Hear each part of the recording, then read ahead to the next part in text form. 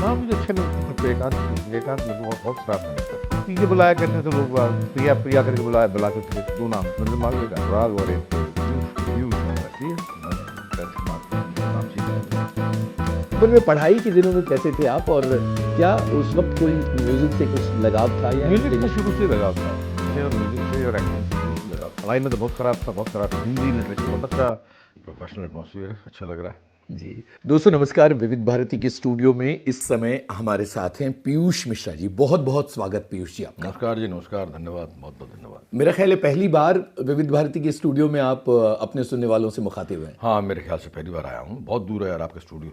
मतलब वर्षों से आया हूँ मैं, तो अच्छा खासा दूर है जी। लेकिन जो है बड़ा क्वाइट और पीसफुल एटमॉस्फेयर है जी प्रोफेशनल एटमॉस्फेयर है, अच्छा लग रहा है जी। पीयूष जी, जिंदगी की कहानी ग्वालियर से शुरू करते हैं, बचपन के दिनों से। सबसे पहले तो ये बताइए कि नाम क्यों बदला था आपने? नाम मुझे अच्छा नहीं लगता था। प्रियकांत मेरे को बहुत खराब नाम लगता था। प्रियकांत पसंद नहीं था? पसंद नहीं था मुझे, तो पिताजी ने जो है रख दिया था, किसी के नाम था, हाँ उसको देख के रख दिया था। प्रियकांत बेटिया उनके एक दोस्त थे, जी। तो वो मुझे बाद में जो है बहुत मुझे बड़ा ख़राब नाम लगा शुरू में ही, और जब उम्र बढ़ती गई तो उसके बाद में और ख़राब लगता गया वो। क्यों, दोस्त कुछ नहीं, उस मतलब नाम के साथ प्ले करते थे? हाँ, या तो पी के बुलाया करते थे लोग बाग, हाँ। या प्रिया प्रिया करके बुलाते थे, दोनों ही जो ऑब्जेक्शनबल थे।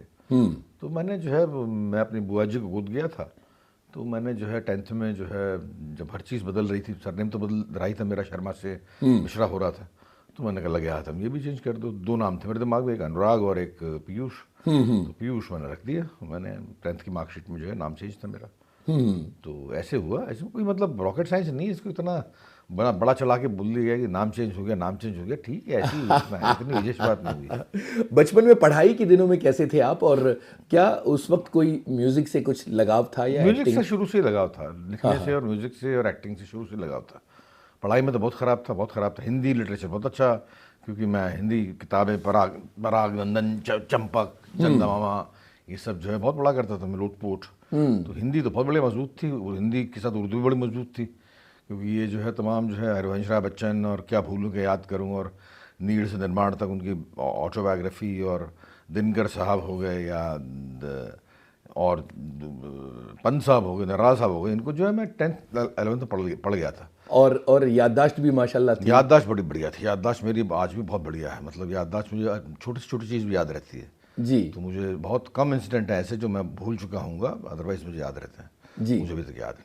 बचपन भी जो है मैं फर्स्ट स्टैंडर्ड तक जो है मुझे, फर्स्ट से भी जो है मेरे ख्याल से अपर केजी में था तब का याद है मुझे। क्या बात है, जब क्या मेरी बात माँ दूध देने आया करती थी वहाँ पर कॉन्वेंट स्कूल में, तो मुझे याद है कि हाँ मैं कैसे बैठा करता था वहाँ पर, डरा हुआ, सहमा हुआ, नन्स को देखता हुआ काले बुर्कों में। तो मुझे याद, अब तक याद है।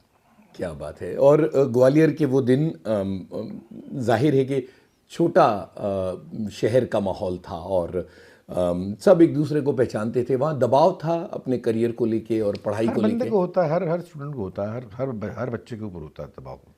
और कॉन्वेंट में जमा करवाना ही इसका मतलब ये कि जब दे वर वेरी एम्बिशियस पेरेंट्स। पिताजी के दिमाग में था आईएएस था, पता नहीं, फिर डॉक्टर आ गया, फिर पता नहीं क्या हुआ। आपके जहन में क्या चल रहा था? मेरे कुछ भी नहीं था उस वक्त। वो इतनी मासूम उम्र होती है कि उस वक्त क्या सोचें किस चीज़ के बारे में। तो उस वक्त मेरे दिमाग में कुछ भी नहीं था। मतलब ये तो टेंथ में आए कीड़े मकोड़े, 12th में जाकर कीड़े मकोड़े आए कि जो मुझे एक्टिंग करनी है, ये या ऐसा कुछ करना है। तो जो है ये आर्टिस्ट था, बचपन से था, लेकिन मैं समझ नहीं पाता था कि घर में कोई भी नहीं है तो इसका मतलब है कि अनुवांशिक गुणों का योगदान नहीं हो सकता। पिताजी तो है नहीं, माँ तो है नहीं, बुआ तो है नहीं, चाचा तो है नहीं, और ख़ानदान में कोई आर्टिस्ट नहीं बना, तो ये आनुवंशिक गुण हो नहीं हो सकते।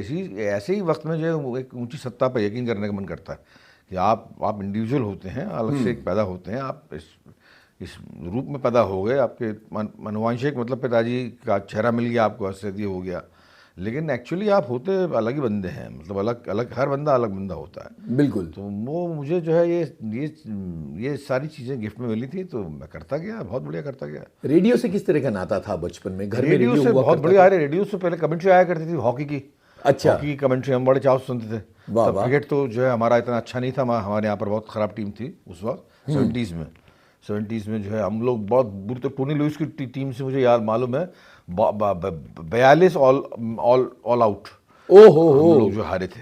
बिल्कुल खौफनाक हार है वो, खौफनाक इतिहास हार की। है, हाँ। तो जो मुझे, लेकिन हाँ हॉकी कमेंट्री, हॉकी उस वक्त बड़ा मुखर था। और इंडिया सिरमौर हुआ इंडिया करता था, सिरमौर वर्ल्ड हुआ चैंपियन करता था।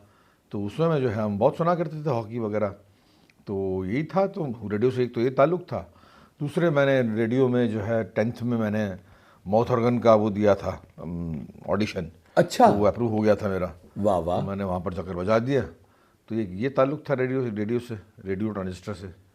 ट्रांजिस्टर तो खैर बहुत ही छोटा यंत्र था। उसमें तो जो है बिल्कुल ही मतलब वो बेतार का यंत्र जो है, मतलब मुझे बड़ी ज़बरदस्त याद है उसकी, ट्रांजिस्टर की। अच्छा, ऐसी ये यादें हैं मेरे पास में रेडियो के। पिताजी सुना करते थे रेडियो? हाँ सुना, हम सब रेडियो ही था घर में, और क्या, टेलीविज़न था नहीं हाँ। उस वक्त। हाँ। तो चाव से सुना करते थे सब लोग, सुबह सुबह गाने आया करते थे। मुझे याद है रेडियो सुलोन 7 बजे कार्यक्रम आया करता था। तो वो जो सुना करते थे, यीशु की एक वो आया करती थी। हाँ बिल्कुल। प्रार्थना, यीशु मेरा गडरिया, हम सब उसकी भेड़ बकरियाँ, ऐसा कुछ था। ऐसा कुछ था। वो था और यीशु था। और ये सुबह सुबह की याद है, मैं स्कूल जाया करता था। ये सुबह सुबह 6:45 मेरे ख्याल से वो रेडियो सुलोन पर गाने आया करते थे। तो वो सुनकर मैं स्कूल जाया करता था। सुबह की भोर याद है मुझे ग्वालियर की। बहुत पुराने गाने रेडियो सिलोन बहुत बजाया पुराने करता गाने, था, और बहुत विविध भारती से भी उस वक्त में गाने बजा बड़े करते बड़े थे। खूबसूरत गाने थे, बड़े उन दिनों की याद के नाम अगर कोई गाना सुनवाना चाहें तो कौन सा होगा वो? नौकरी का एक गाना था किशोर कुमार का, छोटा सा घर होगा छोटा सा बादलों घर की होगा छाँव। बादलों की छाँव में। मुझे बड़ा, मेरे पिताजी को बड़ा पसंद था और मुझे भी बड़ा पसंद था। तो वो जो है यार मैंने खूब गाया, मैंने रट रखा था उस वक्त। तो वाह वाह, ऐसे ही था, मतलब ये थे तुम जो हुए मेरे हम सफ़र रास्ते बदल गए, क्या बात है। ये क्या रफ़ी साहब बात का और है। इनका। डिटेक्टिव फिल्म का गाना। हाँ, तो वो भी था। ओपन ईयर तो मेरे बड़े प्रिय वो थे। मुझे उस वक्त नहीं मालूम था कि ये ओपन ईयर है, बाद में मालूम पड़ा कि जिनके गाने पसंद करता हूँ मैं वो बेसिकली ओपन ईयर है। वाह, तो नैयर साहब को मैं जो है बड़ा बड़ा बहुत, सभी पसंद करते हैं उनको। बिल्कुल। चूंकि नौकरी के गाने की बात हुई है तो पहले वो गाना सुनते हैं। हाँ हाँ। पीयूष जी, बातें आपके बचपन की हो रही हैं, और आपकी किताब पढ़ के भी ये लगता है कि बहुत बचपन से आपके जहन में एक तलाश शुरू हो गई थी हु एम आई वाली। वो क्या मामला था? आप इतने बेचैन क्यों थे बचपन से? बेचैन नहीं, मतलब मुझे पता नहीं क्यों लगता था कि जो है मतलब मेरे पेरेंट्स के सुख दुख मेरे हैं, लेकिन मेरे दुख सिर्फ मेरे हैं। अच्छा, एक खौफनाक अकेलापन। यहाँ था, इंट्रोवर्ट था मैं बचपन से, और वो बहुत ही खतरनाक बन गया था बाद में। जब मेरे सारे साथी खेलते थे तो उस वक्त मैं अकेले सोचता रहता था, बैठा रहता था। घर की छत पर हुआ करते थे। घर की छत पर, हाँ घर की छत पर हुआ करते थे। और ऐसे ही जो है मतलब मैं अकेलापन मुझे बड़ा अच्छा लगता था। और वो जो है मुझे लोग बोला करते थे कि तुम बेवकूफ़ हो, मतलब क्यों ये अकेले अकेला रह जाता है क्या, स्कूल में उधर मस्ती किया करो, अपने आराम से मस्तीबाजी किया करो। तो वो मैं कभी मैं करने की कोशिश करी, मैंने खूब करने की कोशिश की भी मैंने, लेकिन मुखर होकर नहीं की मैंने कभी। मतलब मैं स्कूल में जो उद्दंड स्टूडेंट नहीं था मैं। लेकिन दोस्तों की टोली का हिस्सा थे या दोस्तों नहीं की थे? टोली के हिस्सा थे, दोस्त थे, 6-7 दोस्त थे मेरे। जब मैं कॉन्वेंट पढ़ रहा था तो 6-7 दोस्त थे मेरे, उनके टोली का हिस्सा था मैं। करते थे हम लोग। मैं बेसिकली कल्चरल प्रोग्राम में ही जो है मतलब प्ले हो गया, ड्रामा हो गया। 8th स्टैंडर्ड में मैं आई वाज इनटू थिएटर। तो वो जो है हु डाइड फर्स्ट करके अरेबियन नाइट्स का प्ले था, तो उसमें मैंने एक्ट किया था। वाह। तो बड़ा वहाँ से जो है चाव लगा था। वो अंग्रेजी में हो रहा था? नहीं, हाँ हाँ अंग्रेजी में हो रहा था। तो उससे चाव लगा। अंग्रेजी मतलब बहुत ही आसान अंग्रेजी थी जी। तो वो हुआ, तो उससे चाव लगा। 8th में 1975 की बात कर रहा हूँ मैं। वहाँ से जो है फिर उसके बाद मुझे ये नहीं मालूम था कि इतना भयंकर नशा हो जाएगा आगे चल के। हाँ हाँ। तो आगे चल के तो ये बहुत ही खतरनाक, बहुत ही खौफनाक नशा हो गया। फिर तो छूटते नहीं बनी एक्टिंग। फिर तो मतलब बिल्कुल ही आपकी दिनचर्या ये हो गई। और एक्टिंग तो बाद में आई। उसके बाद पहले स्कल्पचर हो गया, फिर पहले पेंटिंग हो गई, फिर लिखना हो गया। नज्म लिखनी शुरू कर दी बचपन में ही। ये स्कल्पचर वाला मामला अचानक कैसे आया और आपने एकदम पता से नहीं, कुछ बना मुझे लिया था? मालूम नहीं। मुझे सामने एक पत्थर मिल गया, मुझे नाले पड़ा हुआ, तो मैंने उन लिया उसको। मैंने छेनी हथौड़ी थी और तराश दिया उसको? तराश दिया, मतलब आंखें खराब हो गई उससे स्कल्पचर करते हुए। जो आंखों पे चश्मा पहनते हैं ना, हाँ। पावर मैन लेंस लगाते हैं, तो वो नहीं मालूम था मुझे कि ऐसा भी होता है। जी। तो मैंने तो बिल्कुल जो है खांटी हिसाब से जो है मैंने छेनी थोड़ा लिया और तराश दी, तो बन गई यार। वो बन गई, अच्छी खासी बन गई। पेंटिंग जो है मैंने अपने दोस्त की गर्लफ्रेंड को इम्प्रेस करना था, तो उसने मुझसे पेंटिंग बनाई। तो मैंने कहा मैं जानता नहीं, तो मैंने कहा मैं रंग लाता हूँ तेरे को। कलर वाले दे दिए, कलर ऑयल वगैरह दे दिए उसने, कैनवस ले आया, मैंने बनाई तो बन गई। वाह वाह। कैसे बनी है मुझे मालूम नहीं। मैं इसीलिए जो है मतलब वो कहीं एक सत्ता पर यकीन होता है कि जो है कहीं कोई है जो आपसे कुछ चाह रहा है। आपको ड्राइव कर रहा है, आपको रास्ता दिखा रहा है। हाँ, रास्ता भी दिखा रहा है और आपको बोल रहा है कि ये करो। दोस्त की गर्लफ्रेंड की बात हुई, आपकी अपनी गर्लफ्रेंड कब बनी? मेरी गर्लफ्रेंड तो लेट बनी, मेरी गर्लफ्रेंड तो खासी लेट बनी। मेरी स्कूल गर्लफ्रेंड के ज़माने में किसी नहीं लड़की की नहीं, तरफ? हाँ था, मतलब ये एक इश्क हुआ था मेरा 12th में, जब मैं था 12th में था, तो जस्टिस की लड़की थी वो, जस्टिस मिश्रा। खैर नाम नहीं लूँगा मैं उनका, उनकी लड़की थी वो। तो वो फिर बात आगे बढ़ गई, फिर उसके बाद उसके भाई भाई आगे मारने के लिए ओहो। झगड़ा आगे बढ़ा। तो उसके बाद वैसे ही वो इश्क था, मतलब नौसिखिया इश्क था जी। लेकिन बात काफ़ी आगे बढ़ गई थी। इस इश्क ने आपको कितना बदला? क्योंकि इश्क ने मुझे कुछ नहीं बदला, कुछ नहीं बदला। ये तो बहुत ही लौंडपन का इश्क था, मतलब मामूली इश्क था। जी। तो बदला कुछ नहीं, बदला इसने तो मेरे को बाद में भी नहीं बदला। लड़की ने चेंज नहीं किया मुझे। लड़कियाँ आती गई, लड़कियाँ प्रेशस थी, बहुत इंपॉर्टेंट थी मेरी ज़िंदगी में, बहुत लड़कियाँ आई। और मैं कभी वुमनाइजर भी नहीं रहा, नेवर बीन वुमनाइजर। मैंने हमेशा जो है आपकी लड़की आई और उससे संबंधी हुए, वहाँ जितनी लड़कियाँ आई सबसे संबंध हुए, सबसे संबंध हुए। कई बार तो ये हुआ कि एक टाइम में दो संबंध चल रहे हैं। अच्छा। बहुत ईमानदारी से, दोनों को मालूम है, लेकिन सबसे प्रेम संबंध हुए। मतलब आपके वो बिल्कुल गंदगी जो है मैंने कम से कम की। जी जी जी। हारमोनियम से अचानक लगाव हो गया था? हारमोनियम मिल गया था ना, इसलिए 7th में मिल गया था मुझे। हाँ। मेरी बुआ लाई थी तो मैं मिल गया था, तो मिल गया। मैंने चल बजाने की कोशिश की तो बच गया वो। तो लगाव कुछ नहीं, लगाव इसलिए था कि मिल गया था मुझे घर में बजाने के लिए। हाँ हाँ। तो मैं उंगलियां दौड़ने लगी उस पर, तो मुझे मालूम नहीं कैसे दौड़ने लगी। ये सब चीज़ें मुझे मालूम नहीं है कैसे हुआ। लेकिन ये कुछ होता चला जा रहा था, ये कुछ एक धारा थी। एक धारा थी, होता चला जा रहा था। मैं जिसको मैं समझ नहीं पा रहा था कि मैं आंधो समाज जो है, वो उसको सलीका तब मिला जब मैं 83 में NSD गया। सलीका इसको ऑर्गेनाइज तरीके से जो है मैंने कब तब करना शुरू किया जब आप जब मेरा NSD सिलेक्शन हो गया 83 में। लेकिन स्कूल के ज़माने में क्या किसी टीचर से कोई मुतासिर होने जैसा कुछ था? हाँ था ना, बड़ा ज़बरदस्त था। हाँ अच्छा, उसको अगर आप इश्क मान ले तो हाँ, नहीं, उसको इश्क नहीं मानेंगे। नहीं मान सकते हैं आप। था बड़ा इमोशनल रिलेशन था। वो मैथ्स की टीचर थी, मैं 10th में था, वो करीब 25 साल की थी, मैं 14 साल का हूँगा। तो बड़ा बहुत डीप हाँ, उसका बहुत डीप इन्वॉल्वमेंट था मेरा उनके साथ में। बड़ा मतलब इमोशनली जुड़ गया था, उनको जाना था, उनकी शादी थी। तो उसके पहले जो है वो रहा, बड़ा प्रखर रहा, बड़ा ज़बरदस्त रहा, बड़ा टॉरेंट अफेयर रहा। स्कूल में बदनाम भी हो गया था मैं, बल्कि उस चक्कर में। मेरी जो सिस्टर थी रपराटा, जो चीफ थी, स्कूल की डायरेक्टर थी, उन्होंने जो है मुझे बुला के डांटा था कि तुम बदतमीजी कर रहे हो ये, और you need a transfer certificate for this. तो ये सब था। तो उनसे बड़ा वो नाता था। वो चली गई पहले धनबाद शादी हुई उनकी, उसके बाद बेंगलोर चली गई। उसके बाद अब तो बूढ़ी हुई होंगी मेरे ख्याल से। क्या पिताजी के साथ एक बगावत का रिश्ता रहा बहुत शुरू से? बगावत का बहुत शुरू से नहीं रहा। 10th में 10th में आके हो गया था। 10th में आके हो गया था। मतलब वो समझ नहीं रहे थे कि मैं पढ़ना नहीं चाहता। मैं नहीं पढ़ना चाहता था भाई, मैं दिमाग नहीं लगता किसी का। कुछ बच्चे लगता है, कुछ बच्चों का नहीं लगता जी। तो मेरा दिमाग नहीं लगता था। तो इस बात को समझने में इतनी देर क्यों लग गई कि जो है आपका बच्चा पढ़ना नहीं चाहता, आपका बच्चा कुछ और करना चाहता है। और आप मुझे किताबें सारी ये जो रोचक किताबें जो दंदन पराग लोटपोट चंपक वगैरह आप खरीद के दे रहे हो मुझे, लिटरेचर का शौक आपने डलवाया है। तो आप देख रहे हो कि आपका बच्चा जो हिंदी लिटरेचर की तरफ आकर्षित है, तो वो कुछ और करना चाहता है। वो ये साइंस मेरा मतलब वश की बात ही नहीं थी, साइंस में टेस्ट ही नहीं था मेरा। तो मैं नहीं करना चाहता था, वो करवा रहे थे ज़बरदस्ती, करो करो करो। तो फिर बगावत तो होगी। तो वो अलग थे तो मैं अलग हो गया, बिल्कुल उनसे बिल्कुल विपरीत हो गया। क्या ये जो उस उम्र की बगावत है, वो एक समय तक तपती रहती है, बढ़ती रहती है, लेकिन क्या एक समय के बाद हम सब अपने बाप जैसे हो जाते हैं? बाप बनने के बाद बाप जैसे हो जाते हैं, लेकिन बाप बनने के बाद मैं अपने बाप जैसा नहीं हुआ। मैंने अपने बच्चों को समझा बाकायदा। मैंने दोनों बेटे मेरे जो हैं वो करना चाहते हैं, मैंने और मेरी बीवी ने पूरी आज़ादी दी। पूरी आज़ादी दी। और आज की तारीख में दोनों, बड़ा वाला तो बहुत खुश है क्योंकि वो स्पोर्ट्स ज्वाइन करना चाहता था। तो पहले गया वो इंग्लैंड स्पोर्ट्स मैनेजमेंट का कोर्स करने के लिए। उसके बाद यहाँ पर आकर उसने एक स्पोर्ट्स फॉर्म ज्वाइन कर ली, और दिन भर या तो खेलता है या रिपोर्टिंग करता है।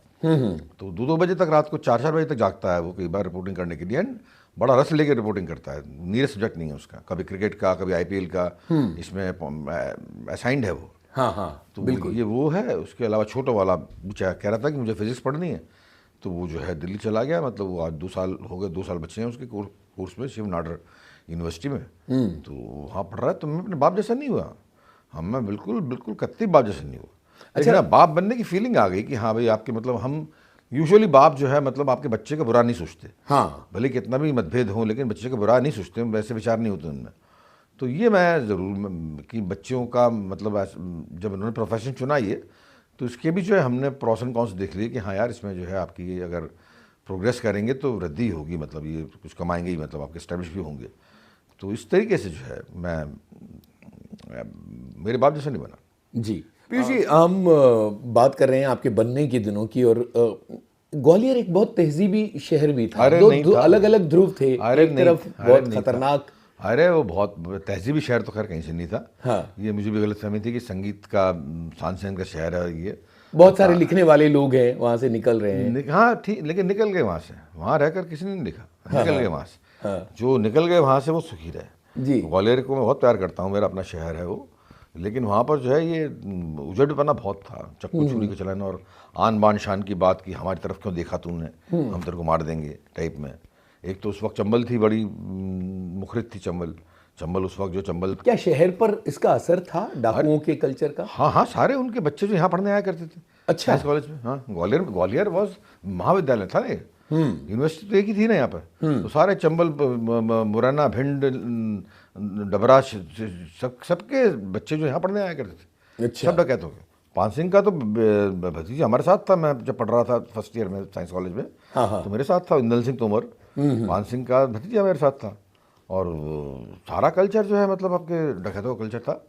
और जब ग्वालियर में मतलब वो जो जमा ना, वो जो जिसने छोड़ दिया ग्वालियर, वो विकसित हो गया, तो वहीं रह गया वो जो है मतलब कमोबेशी के साथ में फिर वैसे ही होकर रह गया कि जो है चलो जो मिल रहा है ऐसे एक्सेप्ट करते हैं, लेकिन वो ग्रो नहीं कर पाया, पता नहीं क्या। कुछ लोकल लोग थे जिन्होंने आपको ग्रूम किया लिखने के लिए, वो क्या घटनाएं हैं? लोकल लोग कोई नहीं थे। नहीं, लोकल लोग, एक रवि उपाध्याय करके था, मेरा एक दोस्त था। हाँ, हाँ, वो दोस्त क्या मेरे से 10 साल बड़ा था, तो उसका जो इम्प्रेशन मुझे में उस वक्त जो है बहुत रहा कि उसने दार्शनिक दृष्टिकोण से जो है काफ़ी बातें समझाई मुझे। हाँ, हाँ, दर्शन से मेरा पहला परिचय जो है मतलब उसने करवाया, विवेकानंद से, भगवत गीता से, ये सब जो है इससे पहला परिचय मेरा, वेद से, पुराण से। तो पहली मर्तबा उसने ही परिचय कराया, मैं योग से, सब विपश्यना से। उस वक्त मैं जानता नहीं था कि विपश्यना है, अब जान रहा हूँ विपश्यना है, जी, जी, सांस जो हम साधते हैं। तो उसका उस वक्त बहुत प्रभाव रहा। अदरवाइज तो किसी ने लिखने के लिए नहीं कहा कि वो अपने आप भी लिखता चला गया। कब शुरू हुआ था ये सिलसिला लिखने का? लिखने का सिलसिला 6th-7th में शुरू हो गया था। 6th-7th में जो है अच्छा खासा लिखता था। तो कविताएं चल रही थी लेकिन किसी को बता नहीं रहे थे। चल रही थी कविता, मतलब लगा ही नहीं था कि इसको कोई प्रोफेशन बनाएंगे, जी, पेशा बनाएंगे इसको, तो पता ही नहीं था ना कि। तो बताया क्या मतलब, आपके दोस्तों को सुना, दोस्त को भी किसको सुनाया करता, कोई दोस्त नहीं थी मेरे ऐसे। रवि को सुनाया करता था, एक दो और थे, पिताजी को सवाल ही पता नहीं तो सुनाने का, वो समझते नहीं थे। ऐसे ही जो है मतलब आपके बहुत मतलब उत्थान नहीं हो रहा था उससे, किसी को सुनाऊँ मतलब जब थिएटर ज्वाइन किया तो थिएटर ग्रुप वाले जो है मतलब उनसे कुछ बातें होती थी जो कि अर्थ भरी होती थी, उनसे ज़रूर कुछ बातें होती थी अर्थ। ग्वालियर में ही? ग्वालियर में जो थिएटर, मैंने लिटिल बैले ट्रूप एक मेरा था एलओटी, हाँ, वहाँ लिटिल बैले ट्रूप करके था, वहाँ पर आर्ट का पूरा माहौल था। तो उस माहौल में जो है मतलब आपके बहुत म्यूज़िक की और लिटरेचर की और कविता की, और वहाँ की लाइब्रेरी में बहुत पढ़ता था। तो ऐसे करके जो है वहाँ पर हम बैठते थे, शाम का पूरा वक्त हमारा वहाँ जाया करता था, 5 बजे से लेकर जो है 10 बजे तक का जी 4-5 घंटे वहाँ पर दिया करते थे हम लोग। तो प्ले हो रहा हो नहीं हो रहा हो, लेकिन हम वहाँ जाकर बैठा करते थे। तो उससे जो है कम से कम जो है मतलब कुछ एक बातें मालूम पड़ती थी कि आर्ट और कल्चर में ये चल रहा है, ये चल रहा है, ये चल रहा है। उससे हम खुश थे, बहुत खुश था मैं। उस दौर में कौन से नाटक किए? उस दौर में मैन विदाउट शेडोज, जयपाल साठ का, उसके बाद ये एवं इंद्रजीत बादल सरकार का, उसके बाद आरे शरीफ लोग, कौन किसका भूल गया मैं नाम, आरे शरीफ लोग, अबू हसन बादल सरकार का, ये सब करे मैंने। ये दिल्ली तेरी बात निराली एक प्ले था, प्रेमचंद कश्यप सूज का, तब वो मेरा पहला प्ले था 1979 में, वो किया। तो ये तीन साल ही कर पाया मैं थिएटर में, 3, लेकिन बड़ा तगड़ा, मतलब वो विरासत बड़ी अच्छी थी। लिटिल बैले ट्रूप में प्रभात गांगुली थे, बहुत ही बढ़िया, मतलब one of the best choreographers of India.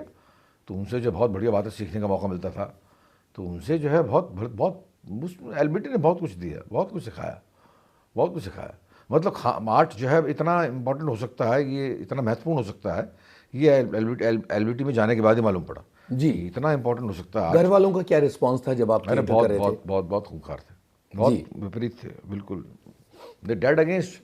मेरे एलबीटी के फ्रेंड्स जो थे वो मुझसे बड़े थे सारे के सारे। हाँ। तो वो जो है मेरे घर वाले बहुत खिलाफ थे कि जो अपने कॉलेज के फ्रेंड्स के साथ रहा करो और ये करा करो और वो करा करो। बहुत दबाव था, बहुत ज़्यादा दबाव था, रोना पीटना सब जो है, मतलब आपके ब्लेड मार लिया करता था अपने आप को। अब मेरी बात मानो, वरना मैं ब्लेड, ताज़ा ब्लेड लेके जो है, अभी भी ये है निशान वगैरह तमाम। जी जी जी। तो ये जो है मैं ब्लेड मार लिया करता था अपने आप को कि ऐसा है तो मैं ब्लेड मार लूँगा। ऐसे करके जो है चलता रहा मामला। अब माँ से किस तरह के रिश्ते थे? अच्छे नहीं थे उस वक्त, तो अच्छे नहीं थे।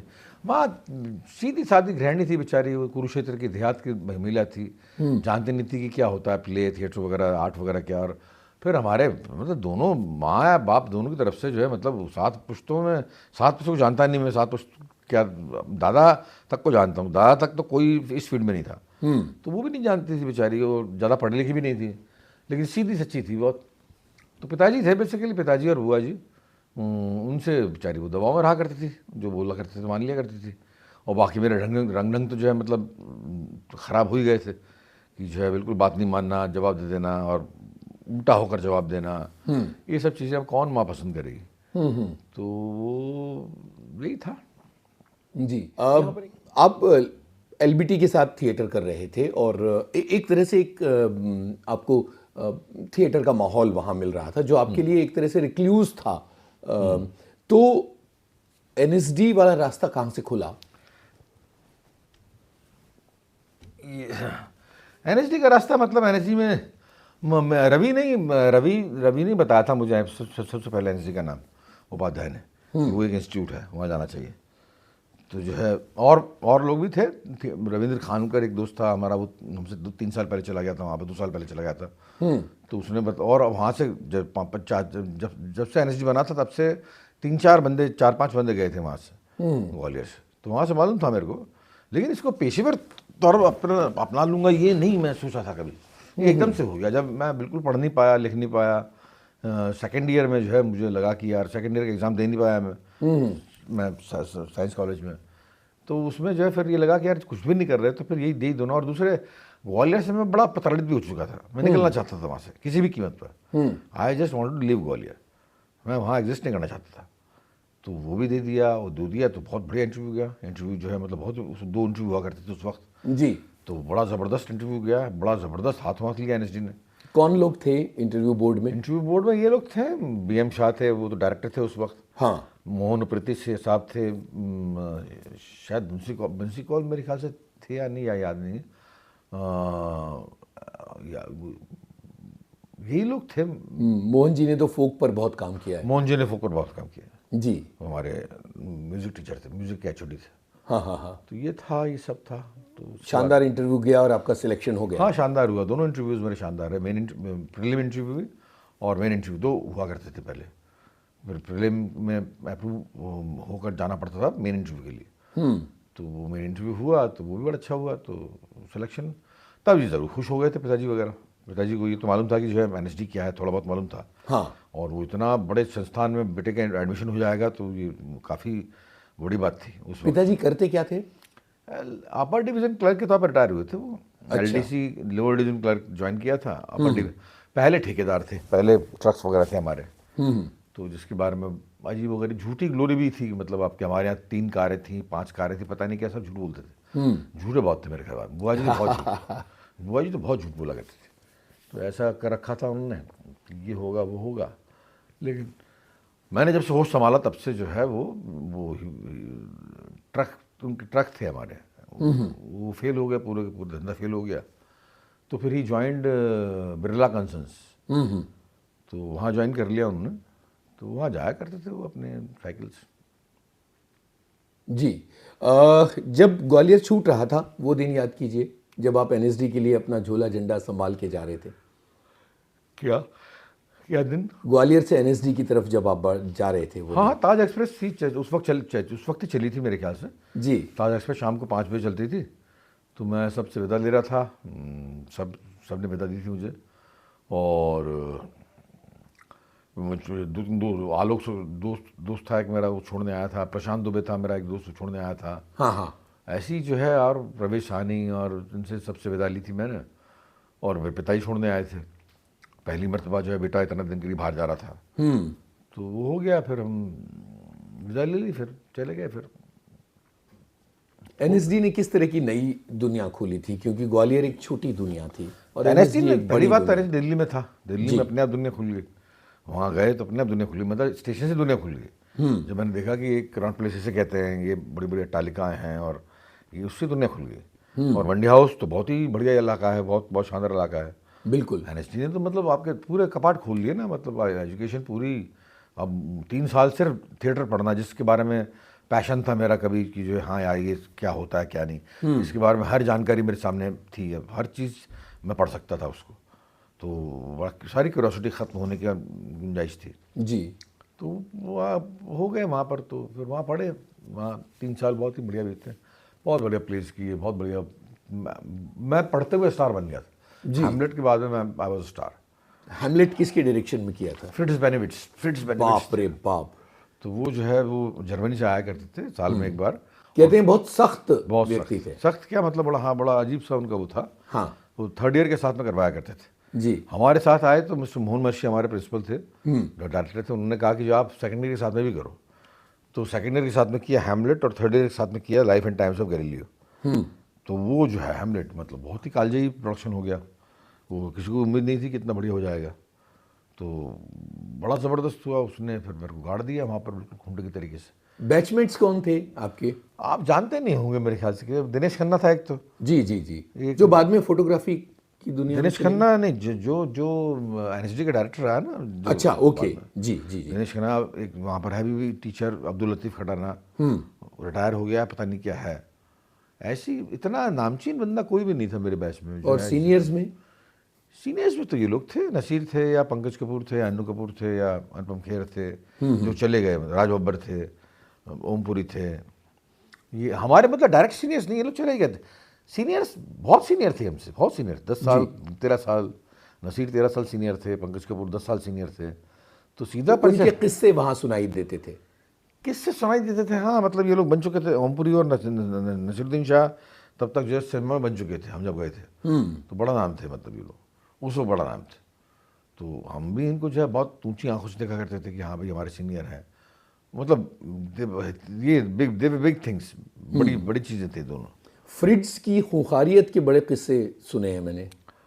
हाँ खूंखार, मतलब खूंखार था, बहुत बहुत काम करता था एक्टर्स पर। हाँ उतना काम करवाने को तैयार नहीं होता कोई भी एक्टर। तो हम तो बहुत, मैं तो जड़ था बिल्कुल जो है, मतलब अंदर से सारा निकाला उसने जो है, मतलब खोला मेरे को। एक तरह से ऑपरेशन हुआ मेरा इमोशनल। हाँ हाँ। कि जो है आवाज़ ऐसे निकलती है, वो सब सारे बंधन खुले। सारे बंधन खुले, आवाज़ ऐसे निकलती है। मेरी आवाज़ मुझे मालूम नहीं थी कैसी क्या है क्या नहीं। उसने निकाली आवाज़, निकाल के बताई ये है तुम्हारी आवाज़ वास्तव में। क्या बात है। तो ये सब वो उससे जो है बहुत बहुत फ़ायदा हुआ। फ्रिट्ज के साथ 2 नाटक किए मैंने। 2nd ईयर में भी, 2nd ईयर में किया था विलियम शेक्सपियर हैमलेट, और 3rd ईयर में किया था बर्टोल्ट ब्रेख्ट मैन क्रिस्टमैन। 2 नाटक किए उनके साथ। इसके साथ ही रंजीत कपूर मिल गया। रंजीत कपूर का मैं बहुत लाड, पंकज कपूर के बाद में मैं सबसे लाडला एक्टर था उनका। वो तो उनके बैचमेट थे पंकज कपूर। तो मैं जो है बहुत करीब हो गया था उनके। तो उनके साथ नेक्रासोव किया, जहाँपाल साटर का नेक्रासोव।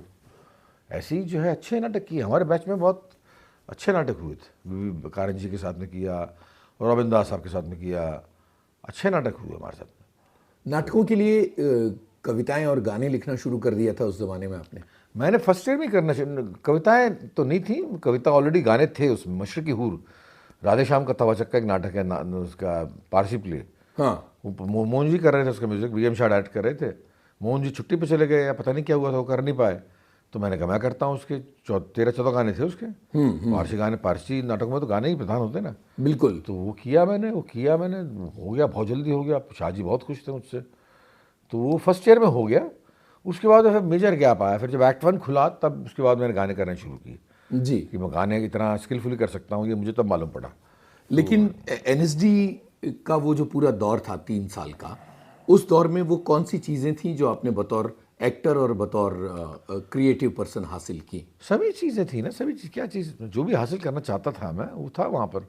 सभी चीज़ें, मतलब पेशेवर दृष्टिकोण क्या होता है अपने फ़न के लिए, पेशेवर तरीके से जो है आप अपना रहे हैं उस चीज़ को, प्रोफेशनल एटीट्यूड, वो सीखा वहाँ से, वो सीखा। एक्टिंग के बारे में बड़ी सारी थ्योरीज थी वहाँ पर उस वक्त जो है चर्चित थी। अब जो है सब लर्न आज अनलर्न करता हूँ उनको। आज उनको अनलर्न करना बहुत ज़रूरी है, क्योंकि वो आपको कमांड नहीं करेंगे। तो सब करने के बाद में फिर आज की तारीख में अपना खुद का मेथड निकाला कि ये तरीका होता है आपकी एक्टिंग करने का, आपका ये तरीका है। तो आज खुश हूँ। डायरेक्शन की तरफ रुझान था? नहीं, मैं करता था, लेकिन बहुत बढ़िया डायरेक्ट कर सकता था। एक दो बार किया मैंने, तो पाया कि मैं बहुत बढ़िया करता हूँ, लेकिन एज सच जो है कभी रहा नहीं मेरा। एज एन एक्टर ही था मेरा, एज सच कभी रहा नहीं मेरा डायरेक्शन की तरफ जुगाड़। जब एनएसडी के 3 साल पूरे हो रहे थे, तो क्या उन दिनों में भी रास्ता मुंबई की तरफ जाता था, या क्या करते थे लोग? नहीं, ऐसा तो नहीं था। कई लोग जाया करते थे, कई लोग अपने अपने प्रदेश लौट जाया करते थे, कई लोग सिर्फ थिएटर किया करते थे। तो एक मैं भी जो है, मतलब मेरा तो था दिमाग बिल्कुल टेलीविज़न और सिनेमा, लेकिन मैं बहुत जल्दी, फिर मैं 86 में पास आउट हुआ। 89 में एक बार की जो है बॉम्बे जो होकर आ गया था मैं, तो बहुत ही ख़राब तजुर्बा रहा वहाँ पर। क्या हुआ था? किस लिए आए थे और क्या चल रहा था यहाँ? नहीं, मैं कुछ भी नहीं था, मतलब आपके I was not an act, मतलब मैं कंप्लीट एक्टर नहीं था। प्रेजेंटेबिलिटी बिल्कुल नहीं थी मेरे अंदर कि अपने आप को प्रेजेंट करूँ, ऐसा जो एक्टर नहीं था मैं। अधूरा एक्टर था, बहुत अधूरा। एज ए ह्यूमन बीइंग तो खैर बहुत अधूरा था मैं, तो कुछ भी बड़ा आधा अधूरा इंसान था मैं, तो वहाँ के लायक ही नहीं था मैं। और वहाँ पर तब सिनेमा था, मतलब सिनेमा में अमिताभ बच्चन काम करते थे, शशि कपूर काम, मिथुन चक्रवर्ती और ये विनोद खन्ना, ये बड़े बड़े लोग काम करते थे, ऊँचे हाइट के लोग। तो हम जो है कहाँ, तब टेलीविज़न था नहीं जी। तो वहाँ पर जो है जाकर आ गया था मैं। फिर वहाँ दिल्ली में फिर आके जो एक्ट वन खुला, तो उसके बाद फिर क्या ये वही दौर था जब राजश्री की फिल्म आपको ऑफर की गई थी?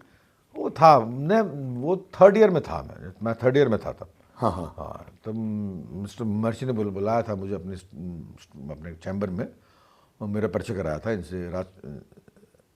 सूरज के फादर कौन, राजकुमार बढ़ जाते हैं ना, उनसे परिचय। ताराचंद बढ़ जाते? नहीं, फादर ही है, ताराचंद इनके दादा हैं। दादाजी हैं जी। तो उनसे परिचय कराया था मेरा कि ऐसी बात है कि ये वो एक्टर की खोज में आए थे। ठीक है। एक्टर की खोज में आए थे कि मैं अपने बेटे को लॉन्च कर रहा हूँ, तो पहली फिल्म बना रहा है, मैंने प्यार किया। तो उसके एक्ट्रेस मेरे ख्याल से मिल चुकी थी उनको, वो डीयू की लड़की थी मेरे ख्याल से, भाग्यश्री शायद, और एक्टर की तलाश में आए थे। तो मिस्टर मर्ची ने मेरा परिचय करा दिया था उनसे बुला के। बहुत मुतासर होकर गए थे, फोटोग्राफ वगैरह देखा था, फ़ोटो वगैरह, बड़े मुतासर होकर गए। उसके बाद आ जाओ, तुरंत आ जाओ। नहीं गया, फिर मैं 15 दिन बाद उनका फिर फ़ोन आया। मिस्टर मर्ची ने कहा कि तुरंत चल, तुम स्कूल से अगर अभी निकलने में 3 महीने हैं, लेकिन तुम जाके आ जाओ, मैं कंप्लेंट नहीं करूँगा, आ जाओ। मैं तब भी नहीं गया। क्या चीज़ थी जो आपको रोक रही थी? पता नहीं क्या चीज़ थी जी। नहीं, नहीं था मूड जाने का, पता नहीं क्या चीज़ थी। मतलब मुझे नहीं मालूम था कि इतनी बड़ी फिल्म बन जाएगी ये बात भी थी। मुझे नहीं मालूम था कि इतना बड़ा, इतनी, पता नहीं क्या था। मतलब चल रहा था दिमाग में, कुछ चल रहा था, मेरे संबंध चल रहे थे, कुछ प्रेम संबंध चल रहे थे, उनको मैं छोड़ नहीं सकता था, ऐसा कुछ था। पता नहीं क्या दावानल था, दिमाग जो है बिल्कुल उजड़ा हुआ था जी। तो आपने बम्बई जाने से इनकार कर दिया और वो मौका हाथ से जाता रहा? मौका हाथ से जाता रहा ऐसा नहीं बोलूँगा मैं, आई डोंट रिग्रेट इट। जी। मैं रिग्रेट नहीं किया मैंने उसको कभी भी, मैं उसके बारे में पछताया नहीं, कभी भी पछताया नहीं। लेकिन जब आप एनएसडी में थे तब टेलीविज़न के लिए काम मिलना शुरू हुआ था? कुछ नाटक हुआ था। हाँ, टेलीविज़न बहुत कम बन रहा था। राज से स्वराज तक एक अलकाई साहब की बेटी थी अमाल अल्लाना, हाँ, उन्होंने एक अलग अलग स्वतंत्रता सेनानियों पर एक सीरीज़ बनाई थी। उसमें मुझे सुखदेव ऑफर हुआ था, भगत सिंह पर जो बना रही थी वो, उसमें मुझे सुखदेव ऑफर हुआ था। तो वो जो है पढ़ते हुए नहीं कर सकते ना आप टेलीविज़न, तो मना कर दिया मेरे डैड मिस्टर मर्ची ने, परमिट नहीं कर सकता मैं तुम्हें। तो वो था। फिर श्याम बेनेगल की ये थी डिस्कवरी ऑफ इंडिया, उसमें किया था मैंने 3 एपिसोड्स में, ऐसे ही किया था। मतलब एक किले का रहस्य करके था, एक बड़ा फेमस, बच्चों में तो बहुत ही पॉपुलर वो था, बिल्कुल, बहुत डरा करते थे उससे बच्चे। हाँ। तो वो किया था मैंने, वो भी होके चुक गया, दैट्स ऑल। जी। एनएसडी ख़त्म हो गया और उसके बाद फिर आपने सोचा कि अब कुछ थिएटर की दुनिया में उतरा जाए, तो एक्ट वन तुरंत मिल गया था या एक्ट कुछ? वन 4 साल बाद, मतलब 86 से पास आउट हुआ था मैं, 89 में बना था एक्ट वन, तब मैं बॉम्बे में था। अच्छा। पहला प्ले कर चुके थे ये लोग, नेटुआ, मनोज वाजपेयी था उसमें, वो बड़ा बहुत प्ले किया था उसने। मैं तब आ गया, तो उसके बाद दूसरे प्ले से जो है मैं जुड़ गया था उसमें। तो बीच के 3 साल क्या चल रहा था? कुछ नहीं, पैसे ही नाटक किया, प्ले किए, कहीं कोई सीरियल कर ली, कोई मतलब कुछ भी दिग्भ्रमित ही था मैं, दिग्भ्रमित ही था मैं स्पष्ट कुछ नहीं था सामने, क्या करूँगा क्या नहीं करूँगा। एक्ट वन खुला तो उससे कम से कम ये तो हुआ ना कि कम से कम थिएटर ही करूँगा मैं, चलो पिक्चर नहीं कर रहा अभी मैं, थिएटर ही करूँगा मैं, तो वो ये तो हुआ ना स्पष्ट। लेकिन उस वक्त तो इसमें तो कुछ भी नहीं था, मतलब 3 साल कभी रंजीत साहब के साथ प्ले कर लिया, कोर्ट मार्शल कर लिया, कभी arson and the old list कर लिया, आंटियों को दिखाना प्ले था वो कर लिया, कभी कुछ कर लिया, कभी कुछ कर लिया, लेकिन वो अस्पष्ट था सबको कुछ भी क्लियर नहीं था, कुछ भी क्लियर नहीं था। लेकिन एक्ट वन से एक तरह से एक सही प्लेटफॉर्म मिला और आपने अपने आप को झोंक दिया वहाँ पर। हाँ हाँ, एक्ट वन बहुत बड़े ग्रुप था, उसमें मैंने झोंक दिया अपने, उसमें वाकई मैंने झोंक दिया था दिलो जान से, जो है अपने पूरी के पूरे आर्ट को मैंने झोंक दिया था। एनएसडी से तो जो मिला तो मिला ही, लेकिन एनएसडी से मुझे मतलब मैं काफ़ी मैच्योर हो गया, लेकिन उस मैच्योरिटी को आजमाने का मौका मुझे एक्ट में मिला। तो वहाँ पर जो है पूरा झोंक दिया मैंने, मैं हर चीज़ कर दिया, नमाज क्या, लिरिक्स क्या, म्यूज़िक, और बड़े बड़े प्लेस की। सबसे पहले क्या किया था? सबसे पहले हमने किया था एक उस समय जो है सांप्रदायिक माहौल था यहाँ पर दंगों का, तो ये हमने किया था हमारे दौर में एक प्ले, हमारे दौर में एक स्ट्रीट सॉन्ग्स का प्रोग्राम किया था मैंने। जी जी। हमारे दौर में एक कैसेट भी आई थी उसकी छोटी सी, वो मैंने कंपोज किए थे, वो सारे क्लासिक्स, मतलब शाहिर साहब, कैफी साहब, अमरजीत चंदन, पाश, हमारे अपने थे कुछ, एक आध मेरा था, एक आध बब्बल मेरा दोस्त है, बब्बल, अरविंद बब्बल, वो था, एक संजीव था उसका, तो उन सब के गाने जो है, मतलब ये स्ट्रीट प्लेस तो होते हैं, लेकिन स्ट्रीट सॉन्ग्स कभी नहीं हुए आज तक। स्ट्रीट सॉन्ग्स का जो कोलाज वो पहली बार देखने में आया जी। तो स्ट्रीट सॉन्ग्स हमने जो है मतलब वो किए, और हम उसका डीयू वगैरह में या जेएनयू में या सड़कों पर गाया करते थे हम लोग, वाह। बहुत गाया करते थे हम लोग, बहुत गाया करते थे। एक माहौल खींच के रखा था। अरे बहुत ज़बरदस्त हुआ था वो, बहुत ही बढ़िया ज़बरदस्त हुआ कार्यक्रम, तो बड़ा बड़ा हिट हुआ वो। बाद में शायद सफदर हाशमी के परचम सॉन्ग्स की कैसेट आई थी, वो जनगीतों की जो कैसेट थी, वो थी, आई थी, मतलब परचम, वो मेरा भी, हमारे भी वही थे, मतलब जंग और परचम और आज़ादी, और वो गा दिए उस वक्त। जब मैं आज अगर कोई कहे मुझसे गाओ, तो मैं उनको खाली एक गाने के तौर पर लूँगा। अब मैं इनकलाब के इससे जो कॉन्सेप्ट से बहुत वो नहीं रहा मुतासर, वो मतलब जलाए रखता है एक्चुअली, आपको लेफ्ट जलाए रखता है। लेफ्ट अगर आप होते हैं ना, तो आपका खुद का स्वास्थ्य, मानसिक स्वास्थ्य मजबूत होता है। इसके अलावा आप लेफ्ट से कुछ परिवर्तन ला नहीं पाते, वो जमाने की ज़रूरत होती है। ये लोग बेवकूफ़ हैं, पता नहीं क्या, मतलब left can't be the end of life ना, आप ज़माने को चेंज नहीं कर सकते। ज़माना जितना चेंज हो रहा है अब तो, बल्कि लेफ्टिज्म जिसे कहते हैं ना, आपके लेफ्टिज्म मतलब पॉलिटिकली तो बिल्कुल ही गायब हो गया, लेफ्ट दुनिया से गायब हो गया। वो जो बंदा अपना, he was an achiever, Karl Marx was an achiever, his followers were not. इन फॉलोअर्स ने जो उसको इंटरप्रिटेशन ही चेंज कर दिया लेफ्ट का, कि कुछ और ही होती है। कार्ल मार्क्स ने सोसाइटी की जो कल्पना की है, वो जो है मतलब राम राज्य से अलग नहीं है बिल्कुल। राम राज्य में भी वही चीज़ होती है कि जो हर बंदे को खाना मिलेगा, हर बंदे को पानी मिलेगा, तो उसने अलग चीज़ नहीं, इन लोगों ने बना दिया उसको। चौसस्की ने, आपके स्टालिन ने, आपके पोल पोट ने इनको बना दिया डिक्टेटरशिप। तो उसमें जो है ये हो गया कि जो है मतलब वो एक छत्रराज होगा, जो सर उठाएगा उसको कुचल दिया जाएगा। तो ये स्वरूप हो गया इसका। तो लेफ्ट से मैं वैसे उस वक्त थे, तो काफ़ी दिनों तक रहा। फिर मैं लेफ्टिस्ट मतलब मैं नहीं कहूँगा, क्योंकि कम्युनिस्ट तो कभी नहीं था। रिवोल्ट थे आप एक तरह कम्युनिस्ट तो कभी नहीं था, रिवोल्ट था हाँ, कि मतलब हाँ, इन चीज़ों को निवालूंगा, एंटी एडमिनिस्ट्रेशन। तो वो जो बहुत दिनों तक रहा, बहुत दिनों तक। पीयूष जी, ये वो दौर था जब आप जम के थिएटर कर रहे थे, और उस दौर में आपने प्लेस के लिए गाने लिखे भी होंगे, कंपोज भी किए होंगे, तो उनमें से कुछ सुनाएंगे आप हमको? क्या कोई गाना जो उस दौर में किसी प्ले के लिए तो किया हो? याद नहीं, याद भी है मुझे, लेकिन गाना सुनाने का मूड नहीं है यार। गाना मत सुनो, गाना वाना मत सुनो। गाने में वेस्ट साइड स्टोरी किया था, ड्रीम ऑफ पीटर किया था, फिडल ऑन द रूफ जैसे क्लासिक्स प्ले किए थे। हाँ, तो वो जो है, वो तो गाने तो बहुत थे, बहुत थे मेरे गानों की किताब में, पूरे के पूरे गाने हैं। तो वो मेरे मेरे मेरे मंच की सरगम करके किताब है मेरी। बिल्कुल, उसमें सारे गाने हैं। सारे गाने हैं उसमें।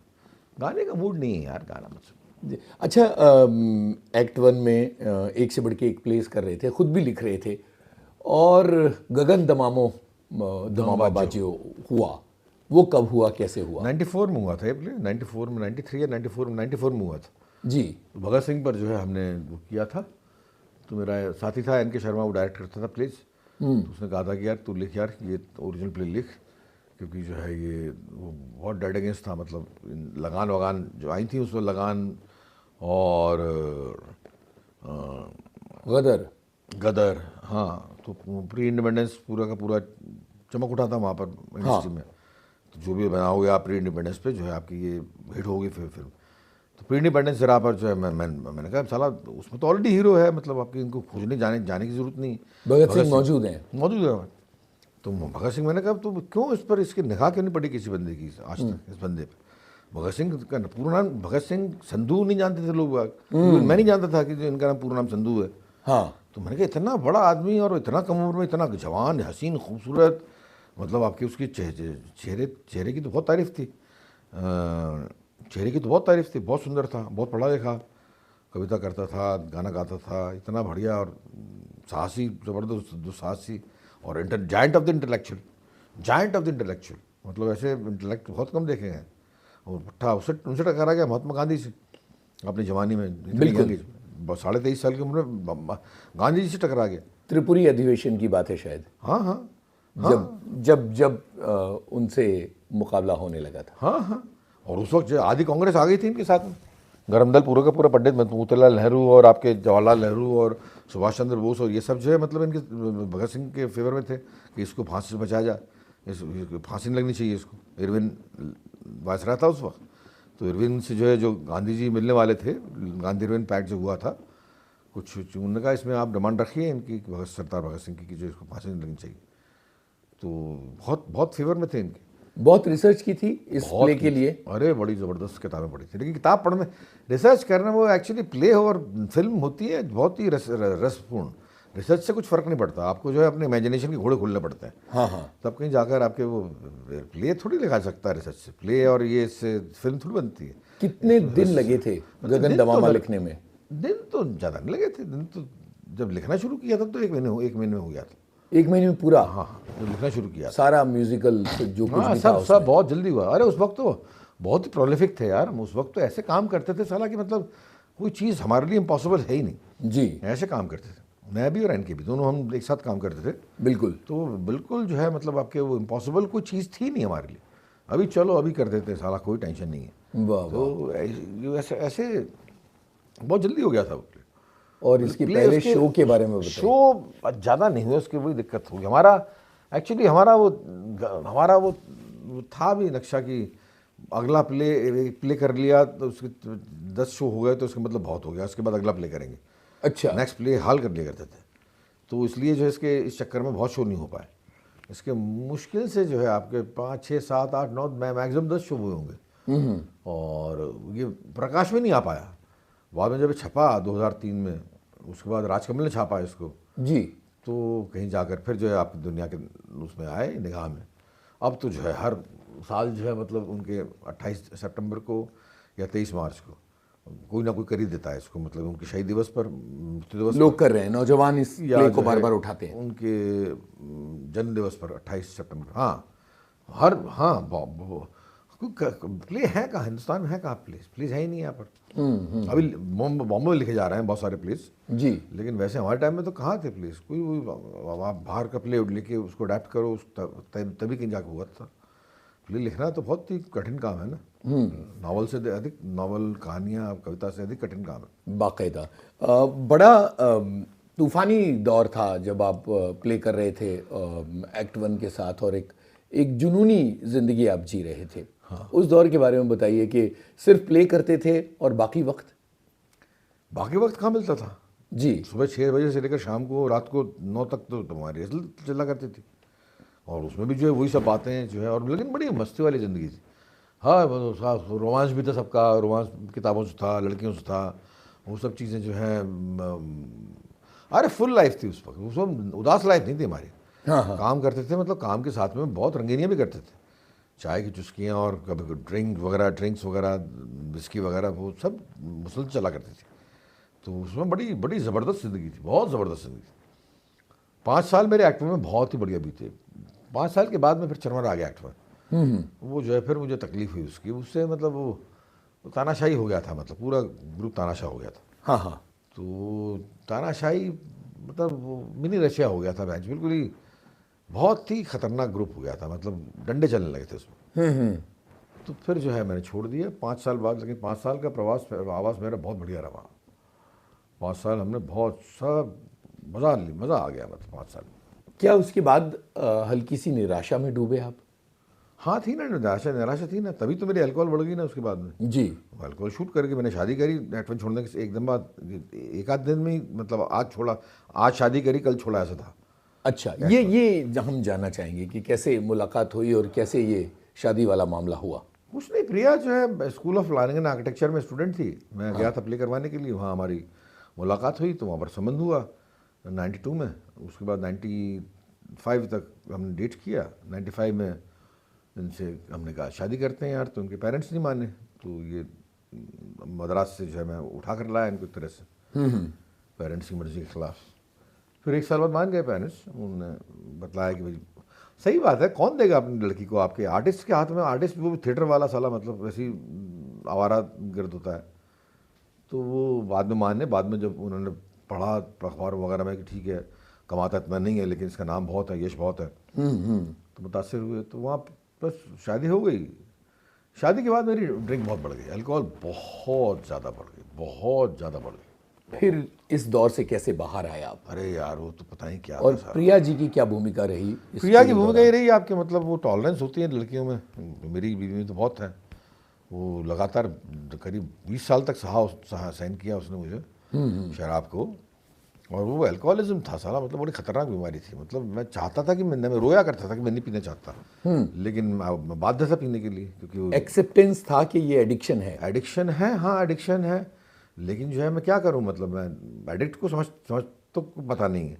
एडिक्ट को सब लोग एंटी सोशल बोलते हैं, जबकि एडिक्ट बेचारे बहुत गरीब होते हैं, मतलब वो नहीं करना चाहते, वो नहीं करना चाहते वो गांजा चरस या शराब वगैरह, लेकिन वो पीनी पड़ती है, उन्हें क्रेविंग होती है, उनके अंदर फिजिकल क्रेविंग होती है। तो मुझे होती थी, तो ऐसा हो गया, तो बहुत ख़राब, लेकिन काम भी बढ़ गया उसके बाद। फिर जो है मतलब मैंने अस्मिता ज्वाइन किया 2 साल तक। अस्मिता में मैंने जो एक बहुत ही बड़ा परफॉर्मेंस किया जिसे कहते हैं an evening with Piyush Mishra. तो वो जो है आपके 3 घंटों का सोलो परफॉर्मेंस था। सोलो परफॉर्मेंस का दौर शुरू हो गया। हाँ, वो मैं एक तरह से बोलूँगा कि इसमें कोई आत्म प्रशंसा नहीं है, वो मैंने किया था शुरू। हिंदुस्तान में जो है दौर जो है मैंने किया था शुरू, क्योंकि अंकुर जी करते थे कहानियाँ, अंकुर जी करते थे कहानियाँ में वो आया बंदा कोई कहानी कह के चला गया। मैं यार विगर कहाँ है इसमें, एनर्जी कहाँ है? बिल्कुल बिल्कुल। तो एनर्जी लाओ ना। तो ये जो आपने डिजाइन किया था इसमें क्या हो रहा था? हाँ, ये जो an evening with Piyush Mishra, इसमें क्या क्या होता था? इसमें 3 प्लेस थे। हाँ। एक तो था आपके वे दिन के निर्मल वर्मा की कहानी थी जी। और दूसरा था whatever happened to Betty Lemon, हाँ। आर्नल्ड वेस्कर का प्ले था, और तीसरा था विजयदानते का दुविधा। अच्छा, जिस पे बाद में पहली फिल्म बनी। पहली फिल्म ने। जी। तो कुल मिलाकर जो है 3-3.25 घंटे का 5 मिनट का इंटरवल था तीनों के बीच में, तो 3-3.25 घंटे का ये परफॉर्मेंस हो जाए, और सारा मैं अकेला करता था। तो बहुत ही बढ़िया हुआ वो, तो मतलब दुस्साहस था, साहस नहीं था, वो दुस्साहस था, बिल्कुल। दुस्साहसिक था साला करना जो है। मतलब आज कोई कह दे मुझसे कि मैं कहाँ जाता हूँ सोच कर कि मैं कभी ये करता था, तो साहस नहीं दुस्साहस था वो। उसके साथ एक ड्रिंक बहुत बढ़ गई, शराब बहुत ज़्यादा बढ़ गई इस परफॉर्मेंस के साथ में।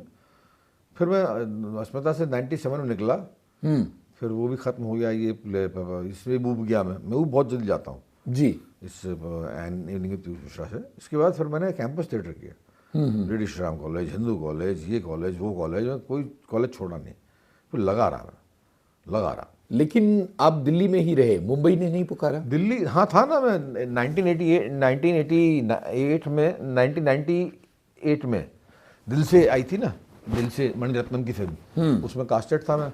बिल्कुल। मेरा दोस्त था तगमाशु भूलिया, उसमें डायलॉग लिख रहा था और कास्टिंग डायरेक्टर था, तो उसने मेरा नाम रिकमेंड किया बहुत ज़ोर से, तो मणि साहब को बड़ा अच्छा लगा मैं, तो मैंने उसमें काम किया। फिर भी मैं बॉम्बे नहीं गया, फिर मैं यहीं रहा, श्री राम सेंटर में प्ले किए, यहाँ प्ले किया, वहाँ प्ले किया, प्ले ही लगातार करते रहे। मैं एसपी में तो बहुत प्ले किया मैंने स्कूल। मणिरत्नम के साथ कैसा अनुभव था वो? अच्छा था, मतलब मैं I was untrained, अनप्रिपेयर्ड for cinema. For cinema. तो डबिंग भी नहीं आती थी मुझे, लाइट लेना नहीं आता था मुझे, बहुत सारी चीज़ें थी, कैमरा एंगल, तो जिसकी वजह से जो है वो कहते हैं लोग कि अच्छा परफॉर्मेंस है, मेरे को तो बहुत ख़राब लगा। करा तो वो एवरेज परफॉर्मेंस है बहुत।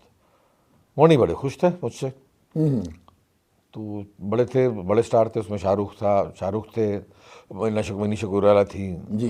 तो फिल्म तो तो अच्छा नहीं हुआ उसका फिल्म का, लेकिन ये था तो मनी साहब से मिले। मनी साहब बड़ा बड़ा ज़बरदस्त डायरेक्टर हैं वो, तो ये हुआ। तो क्या इसके बाद फिल्मों का सिलसिला शुरू नहीं हुआ? नहीं, हम बस थिएटर करता रहा, फिर दोबारा थिएटर करता रहा।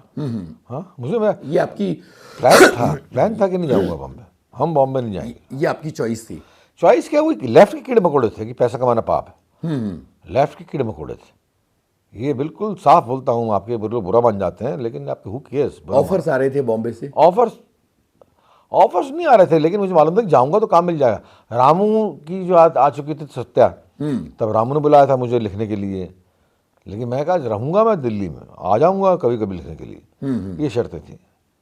तो ये कोई भी मतलब सबका कहना था आ जाओ आ जाओ आ जाओ, अब कुछ बचा नहीं है वहाँ पर। लेकिन मेरी जिद थी कि जो है मतलब मैं थिएटर करूँगा, और मैं बेवकूफ़ी थी, जिद क्या थी, बेवकूफ़ी थी। थिएटर के लिए मर जाऊँगा, मिट जाऊँगा, सोसाइटी के लिए काम करूँगा। क्या काम करूँगा मैं? अपनी बीवी के लिए काम नहीं कर पाया, बच्चों के लिए काम नहीं कर पाया, मैं अपने माँ के लिए काम नहीं कर पाया, मैं क्या काम करता। लेकिन एक पूरा दौर था जब आप मंडी हाउस के शहंशाह थे। शहंशाह था मालूम नहीं, लेकिन हाँ उस वक्त मंडी हाउस में जो है मैं, मतलब मंडी हाउस में ऐसा कोई काम नहीं था जो मैं कहता और नहीं होता था। वो बोली चाय वाला हो या पकौड़े वाला हो, या मैं छोटा सा मंडी हाउस है, कितना सा छोटा सा मंडी हाउस है, तो सब जानते थे मुझे, सब इतना 20 साल से रह रहा था वहाँ पर, तो अपनापन हो गया था वहाँ पर। शाम को तो उस वक्त बार बन जाया करता था ना मंडी हाउस, शाम को तो ओपन बार था, तो लोग शराब पीने के लिए दिल्ली बॉम्बे से आया करते थे वहाँ पर कि मंडी हाउस में शराब पियेंगे। इतना, और बड़ा सुखप्रद माहौल था वहाँ पर। कोई बंदा भूखा नहीं रह सकता था वहाँ पर मंडी हाउस में उस वक्त तो ऐसे ही था, बात का मुझे मालूम नहीं।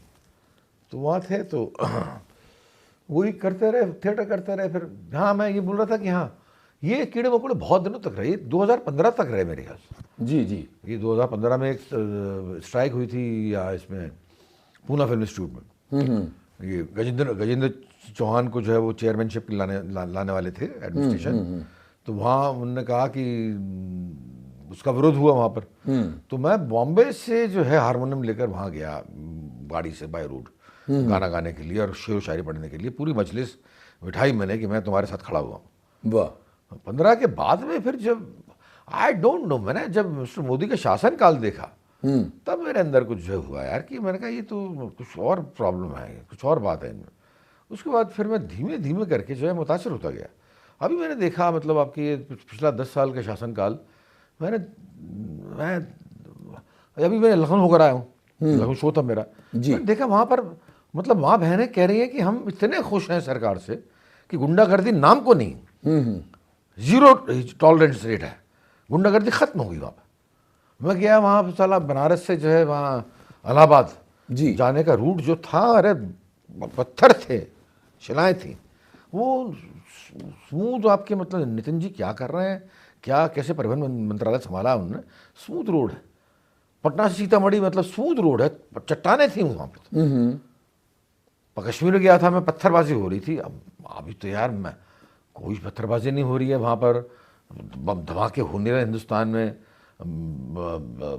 कोई घोटाला भी नहीं पकड़ा गया पिछले 10 साल में। तो मैं तो मुतासिर हूँ सर, मेरे को तो अच्छा लग रहा है शासन जी। तो मैं जो है फिर बहुत ही क्लियरली मैंने जो आपकी, इन लोगों को बहुत ख़राब लगा लेफ्टिस्ट को, मेरे कॉमरेड जो साथी थे, इनको बहुत ख़राब लगा कि तुम कैसे बोल सकते हो ये।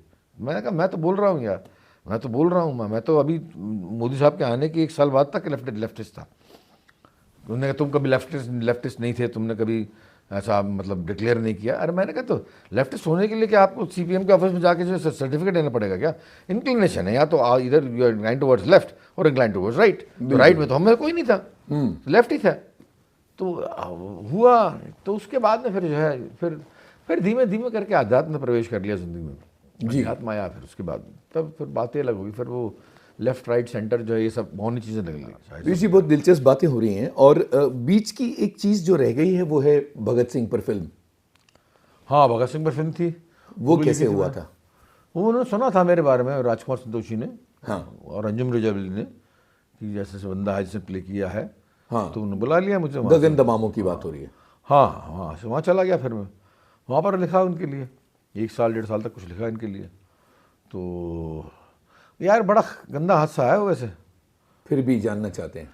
क्या जानोगे, लिखा मैंने, लिखा मतलब इनको ये क्या बनाएंगे भगत सिंह पर फिल्म, मैं साफ बोल रहा हूँ, राज संतोषी क्या बनाएगा भगत सिंह पर फिल्म। मैं उनका एसी खराब हो जाए 5 मिनट के लिए तो इनके बगले झांकने लगते हैं, ये लोग क्या बनाएंगे भगत सिंह पर फिल्म, इनको मालूम है क्या होता है भगत सिंह, है कौन भगत सिंह। मैं साफ बोल रहा हूँ, मैं आपके माइक पर बोल रहा हूँ, जी जी जी। क्या जानते हैं भगत सिंह के बारे में।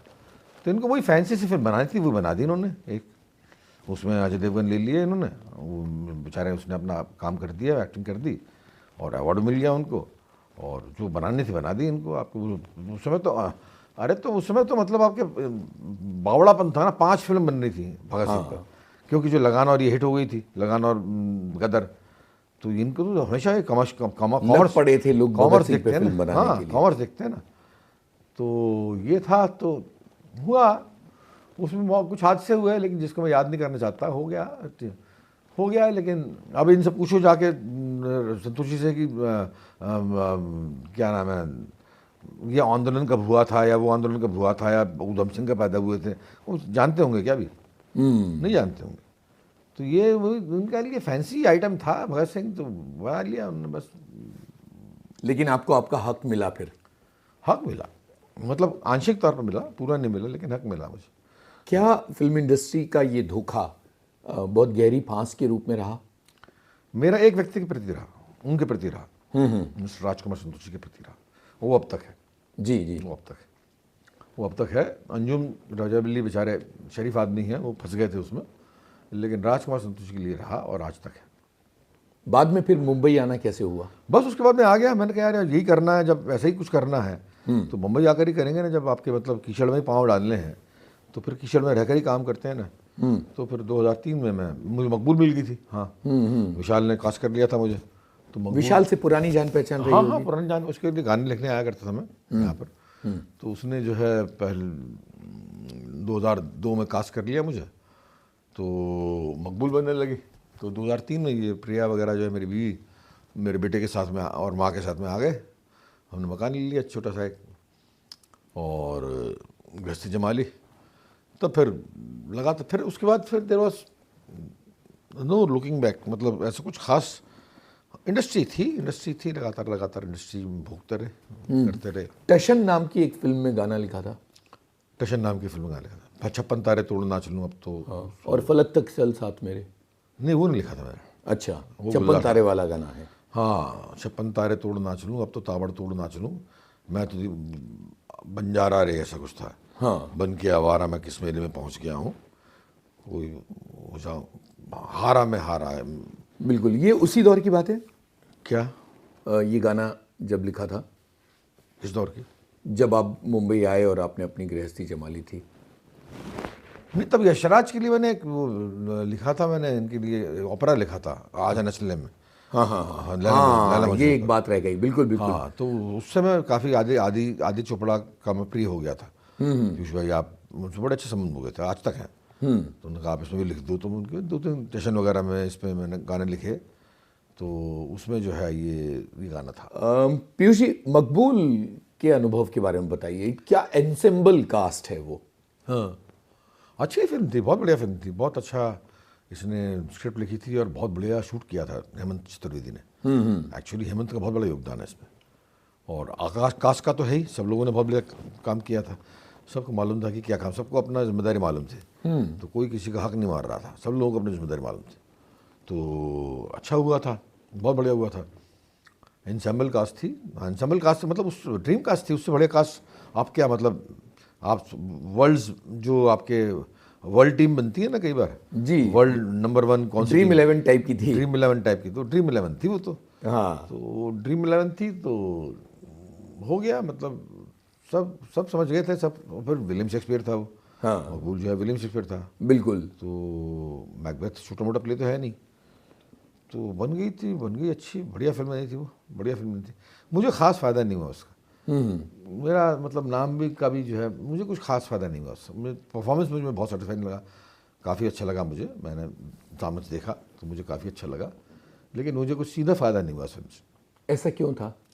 पता नहीं क्यों था, मैं शायद नया था इसलिए, या दंद फंद जानता नहीं था, मतलब फ़ायदा कैसे लेना चाहिए भी नहीं मालूम था मुझे, कि प्रेस के पास जाना चाहिए, प्रेस में फ्रेंड्स रखने चाहिए, सब जो लिखे बुलाना आपके चाहिए, बारे जो में। लिखे मेरे बारे में। हाँ, हाँ। तो वो भी नहीं था मेरे ख्याल से, वो उसका भी सलीका नहीं मालूम था, तो वही था मेरे ख्याल से। लेकिन जो कुल मिलाकर वो एक्सपीरियंस बहुत बढ़िया रहा, इरफान के साथ काम करना। कोई यादगार घटना है जो हमारे साथ बांटें इरफान के साथ? इरफान के साथ तो वही सीन था जो उसको छत पर होता था। छत वाला शानदार सीन है वो। हाँ, तो उसमें जो है उसने भी जान लगा दी थी पूरी, और मैंने भी जान लगा दी थी पूरी, जी। तो वही था। क्या कमाल का काम है आपका। आज जब देखते हैं तो कैसा महसूस होता है? कौन सा? जो मकबूल वाला काम है। अच्छा लगता है, अच्छा लगता है, मतलब लगता है, आश्चर्य होता है कि हमने किया है, तो अच्छा लगता है, बहुत अच्छा लगता है। वाह। गाना सुनते हैं मकबूल का? मकबूल का, हाँ। बिल्कुल। इसके बाद झूम बराबर झूम आई अमिताभ बच्चन के साथ। उनके साथ सीन नहीं था मेरा कोई, जी। सीन अभिषेक बच्चन के साथ थे सारे, बिल्कुल। अमिताभ जी के साथ सीन नहीं था मेरा, वो बाद में पिंक में हुआ, पिंक में साहब का पड़ा उनसे। तो वो झूम बराबर झूम बड़ा बढ़िया एक्सपीरियंस था। अपने सारे अपने डायलॉग्स, अपने शेर व शायरी मेरी जिम्मे, मतलब अपने सारे शेर शायरी मैंने खुद लिखी थी, जी जी। तो वो हुआ तो अच्छा लगा, वो भी। एक नाम तो वहां से आगे बढ़ा और अनुराग कश्यप की गुलाल आ गई तब तक। वो काफ़ी बाद आए, ये 2005 की बात है। तो ये बीच के दौर में क्या चल रहा था? बीच के दौर में काम किया ना मैंने, 1971 लिखी स्क्रीन पे डायलॉग्स, बीच में लफंगे परिंदे, कभी कुछ करता रहा मैं, लगातार काम करता। 1971 के बारे में एक बड़ी विचित्र बात है कि वो एक कम चर्चित फिल्म रही, लेकिन यूट्यूब पे होने की वजह से अब लगातार लोग उसे देखते रहे और वो एक बहुत महत्वपूर्ण फिल्म बन गई है। ये तो है, ये तो है। हाँ, उसको बिल्कुल थिएटर तरह से लिखा था मैंने, जी। जैसा थिएटर में विगर होता है ना, बिल्कुल वैसे ही जो है लिखा था उसको, वो लिख दिया, तो उससे मालूम पड़ा कि स्क्रीन प्ले भी लिख सकता हूँ मैं, जी।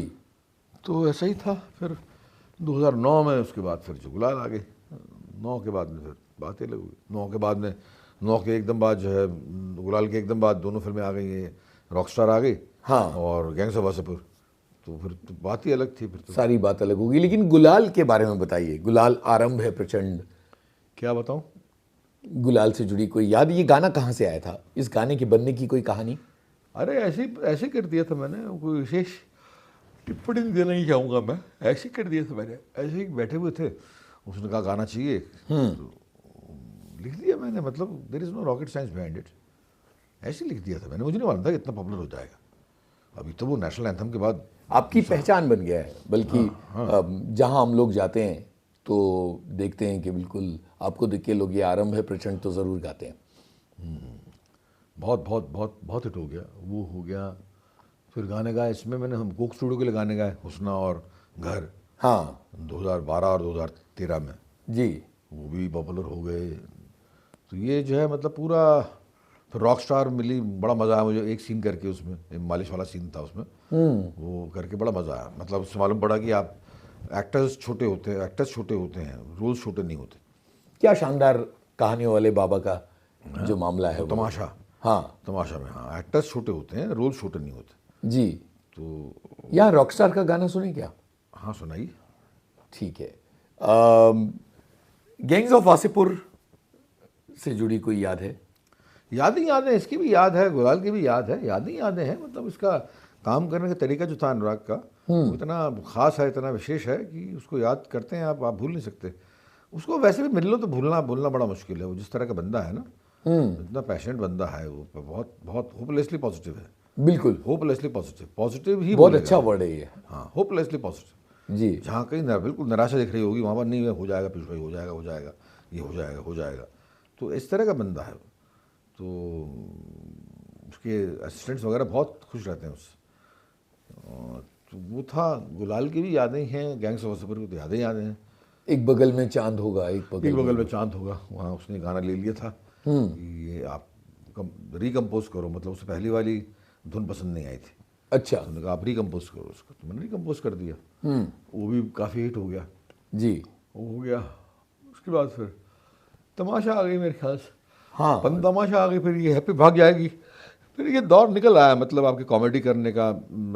तेरे बिन लादेन बहुत फिल्म आई थी, फिर हैप्पी भाग जाएगी फिल्म आई, फिर पिंक आ गई। पिंक बड़ी महत्वपूर्ण फिल्म मेरी ज़िंदगी में। बिल्कुल। अमिताभ क्या जी थे उसमें। पिंक में तो बाकायदा अमिताभ बच्चन से सामना होता है, हाँ, हाँ, और जोरदार तरीके से होता है। हाँ, जोरदार तरीके से, बड़ा मज़ा आया उसमें। कुछ था दिल में कि ये एक चुनौती बन रही है?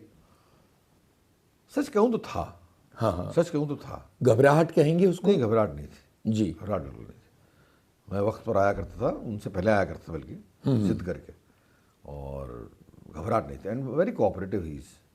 एक्टर्स के साथ में जितना चाहो वो रिहर्सल, आपको उनके हिसाब से रिहर्सल करनी पड़ेगी। हाँ हाँ हाँ हाँ। और उनको आपके साथ, वो आपके हिसाब से रिहर्सल करते हैं। बिल्कुल आप बिल्कुल। अगर बोलो 5 बार करना है तो 5 बार करना है, तो वो करते हैं आप। लेकिन आप अपने पूरे टशन में नजर में आते हैं पिंक में। हाँ, मैं था, मैं पूरा मन लगा के कर रहा था उस रोल। जी।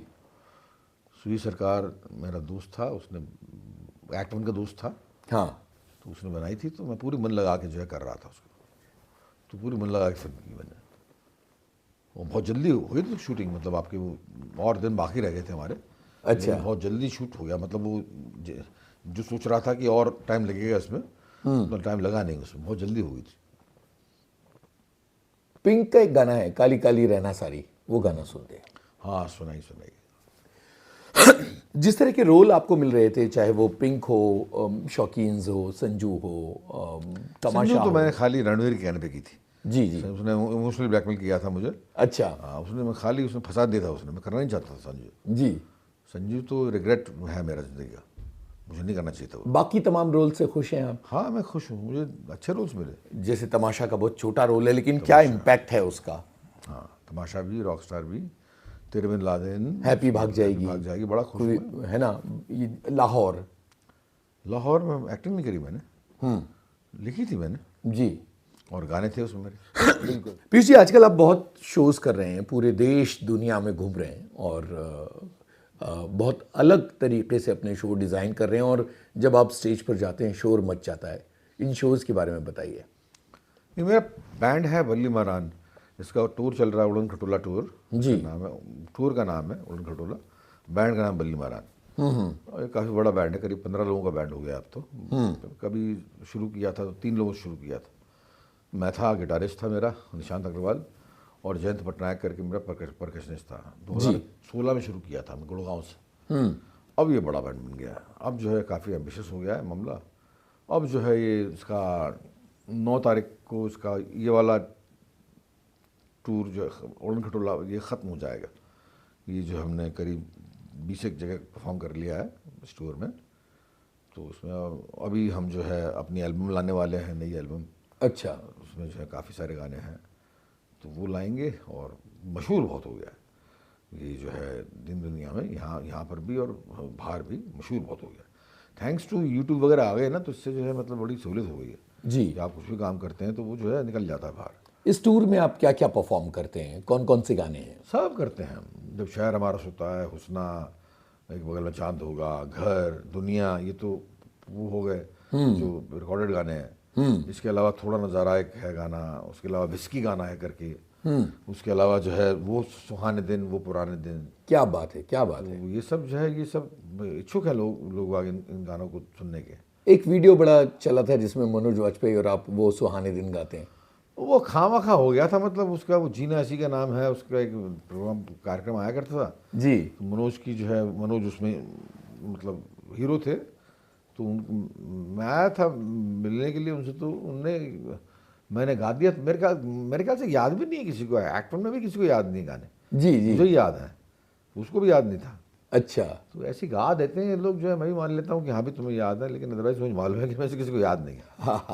तो ठीक है, गा दिया। लेकिन वो आधा गाना था, आधा क्या 8 लाइन थी। हाँ। उसको मैंने पूरा किया, अभी पूरा करके जो बैंड में डाला, जी। तो अभी जो है बड़ा अच्छा गाना है। तो वो जो है देख, एक हाँ वो है सोजा सोजा भोले मनवा, एक रात है नशे में चांद था में बोतल, ये है विशाल का भी गाना है, विशाल ने कंपोज किया है गाना। जी जी। ऐसे करके जो है काफ़ी भाव ऊर्जा भाव ऐसे काफ़ी पॉपुलर हो गया है। हुस्ना आपका बहुत पॉपुलर गाना है, ये कैसे बना था?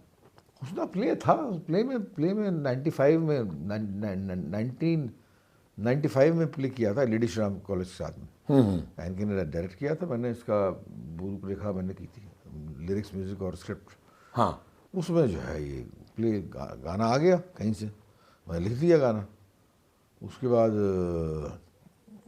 बाद गाने लगे लोग, वह गाने लगे अच्छा है। और फिर करते करते फिर एक मेरा म्यूजिक प्रोग्रामर था, म्यूजिक प्रोड्यूसर था मेरा, हितेश सोनेक जी, कहा कि आप इसको कोक स्टूडियो में गाओ, तो मैंने उसमें गा दिया। उसमें गाया तो चलो बहुत हिट हो गया वो, पूरी दुनिया में लोकप्रिय हो गया वो हो गया। उसके बाद हाँ अभी दुबई गा के आए हम, वहाँ पर तो बस बहुत सारे पाकिस्तानी थे जी, आधे लोग पाकिस्तानी थे, तो बड़े द्रवित हो गए, मतलब आपके बहुत ही इमोशनल हो गए उस गाने को सुन के, घर और ये दोनों को।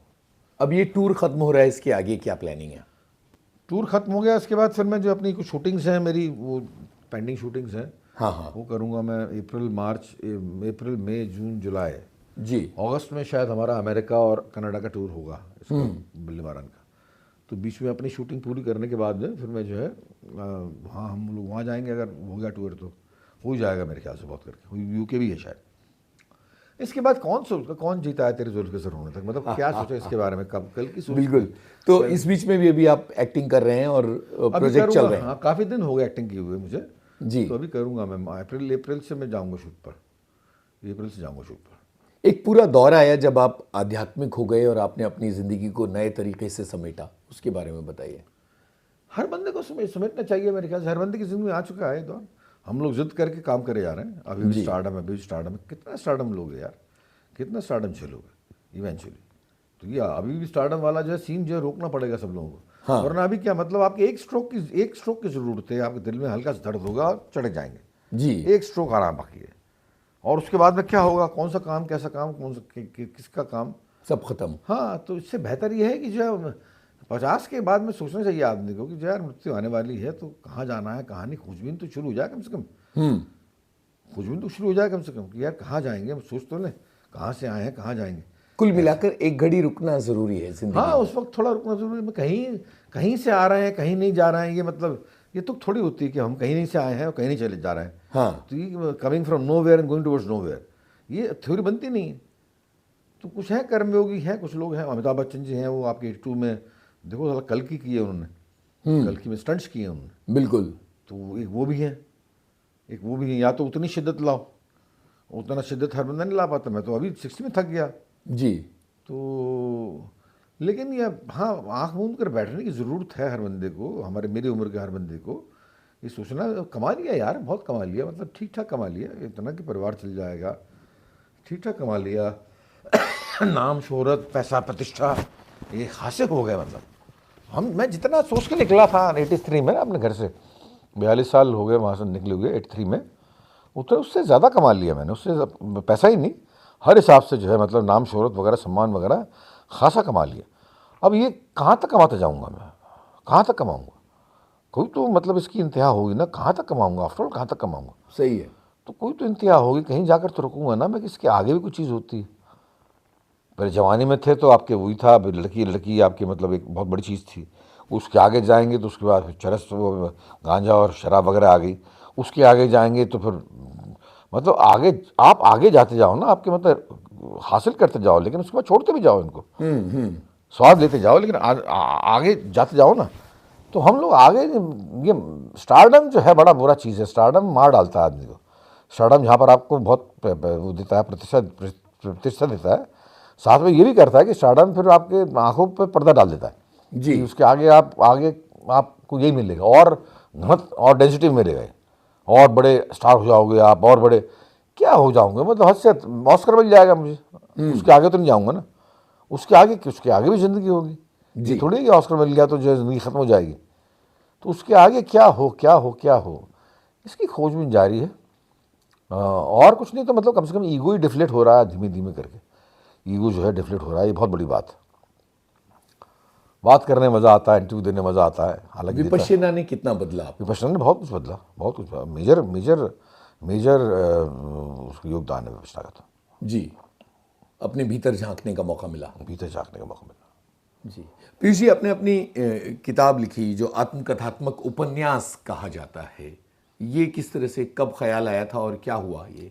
तुम्हारी औकात क्या है पीयूष मिश्रा? जी, ये था दिमाग में, चल रहा था कि यार लिखो लिखो लिखो, तो ऐसे ही जो है भरा भी हुआ था मैं बहुत सारी चीज़ों से, तो सबको उगल दिया मैंने, उगल गया मैंने। तो ये बायोग्राफी क्यों नहीं है, नॉवेल क्यों है? ये थोड़ा भय था मुझे, अच्छा, तो इतना दो टूक लिखा था मैंने, हाँ, इतना बहुत बेबाकी से लिखा, लिखा बिल्कुल, था मैंने, बेशक। तो ये शायद पीछे थोड़ा संशय था मुझे कि जो है इतना बेबाकी से लोग ले पाएंगे कि नहीं। वो ले पाए, बाद में टेंशन नहीं हुई, बाद में कोई तनाव नहीं हुआ उससे। इसलिए आपने नाम बदल दिए सब, नाम भी बदले मैंने, लेकिन इतने मिलते जुलते हैं कि आप वहां तक पहुंच जाते हैं जहां तक आसानी आप से। पहुंचा रहे हैं। आसानी से, आसानी से मैंने बाकी उनका विवरण दिया है, तो आसानी से आप महसूस कर सकते हैं कि किसके बारे में लिखा गया है, जी, तो वो तो कोई टेंशन नहीं है। तो ये किया, तो इससे बड़ा उससे तो मालूम पड़ा कि मैं नावल भी लिख सकता हूँ।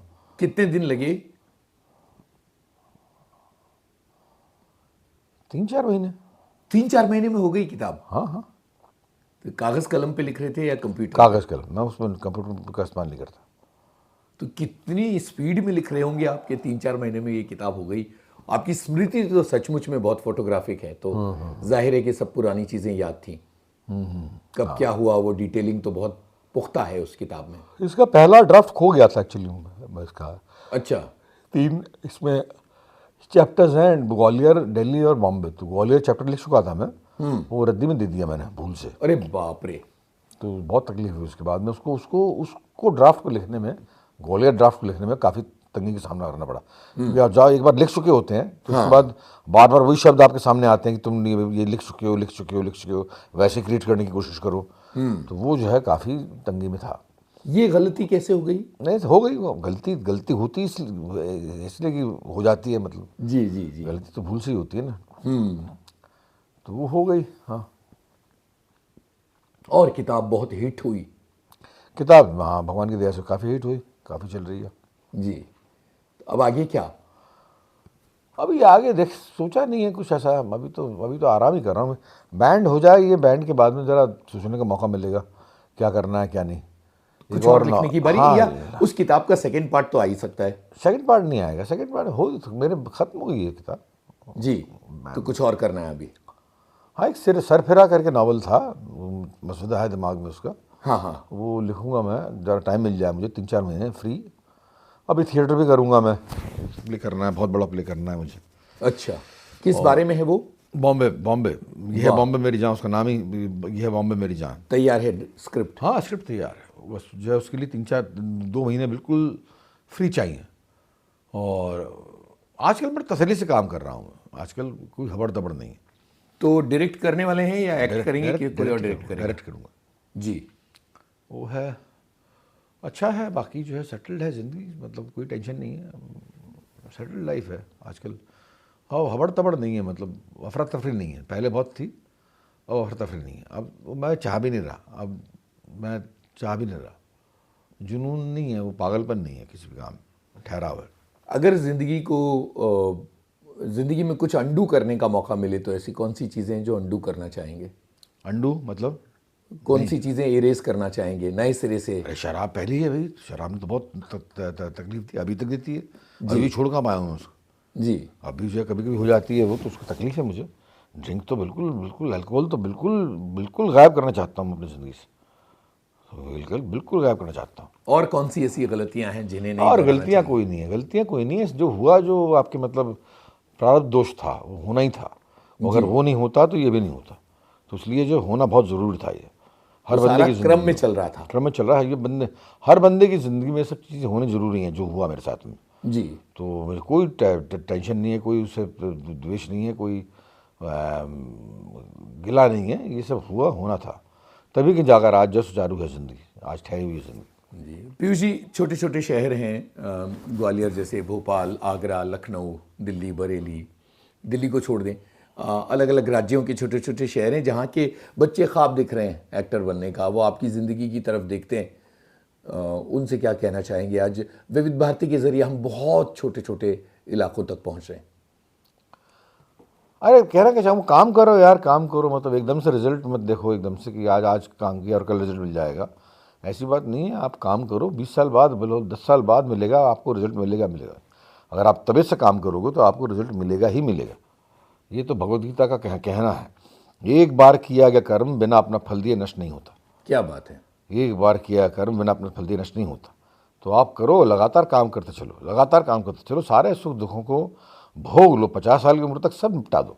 जी। क्या लड़की, क्या सेक्स, क्या रुपया, क्या पैसा, क्या प्रतिष्ठा, क्या मान सम्मान, सब निपटा दो। 50 साल तक सब सब खत्म कर दो, सब सब सब निपटा दो, झाड़ दो बुरी तरीके से। तो 50 के बाद में मालूम पड़ेगा कि ये चीज़ें कितनी फिजूल थी। क्या बात है। 50-55 के बाद मालूम पड़ेगा कि कितनी फिजूल चीज़ों के पीछे दौड़ रहे थे यार। असली ज़िंदगी कुछ और है। असली ज़िंदगी कुछ और है। तो ये बोलता हूँ इन लोगों से कि ये करो।